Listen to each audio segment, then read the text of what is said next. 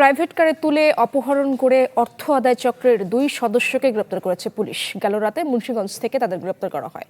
খিলক্ষেত থানায় সংবাদ সম্মেলন করে এই কথাই জানান গুলশান জোনের উপ পুলিশ কমিশনার। তিনি বলেন, সম্প্রতি এক ব্যাংক ম্যানেজারকে হাত পা বেঁধে 5 লাখ টাকা হাতিয়ে নেয় চক্রটি। পরে তাকে পথে ফেলে দেয় তারা।